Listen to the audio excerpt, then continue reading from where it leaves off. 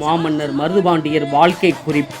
இன்றைய விருதுநகர் மாவட்டம் நரிக்குடி அருகில் உள்ள முக்குளம் என்ற கிராமத்தில் வாழ்ந்த மொக்க பழனியப்பன் என்பவருக்கும் அவரது மனைவி ஆனந்தாயி என்ற பொன்னத்தாள் என்பவருக்கும் மகனாக 1748ஆம் ஆண்டு டிசம்பர் 15இல் மகனாக பிறந்தவர் பெரிய மருதுபாண்டியன். 5 ஆண்டுகள் கழிந்து 1753ஆம் ஆண்டு ஏப்ரல் 20இல் சின்ன மருதுபாண்டியர் பிறந்தார். பெரிய மருதுபாண்டியர் வெள்ளை நிறத்துடன் இருந்ததால் வெள்ளை மருதுபாண்டியர் என்ற பெயரும் உண்டு. பெரிய மருதுவை விட உயரத்திற்கு சிறியவராக இருந்ததால் இளைய மருது சின்ன மருதுபாண்டியர் என்று அனைவராலும் அழைக்கப்படலானார்.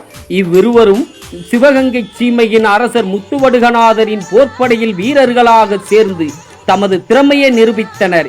இவர்களின் வீரத்தை கண்டு மெச்சிய மன்னர் முத்துவடுகநாதர் மருது சகோதரர்களை தன் படையின் முக்கிய பொறுப்புகளில் நியமித்தார் என்பது குறிப்பிடத்தக்கது.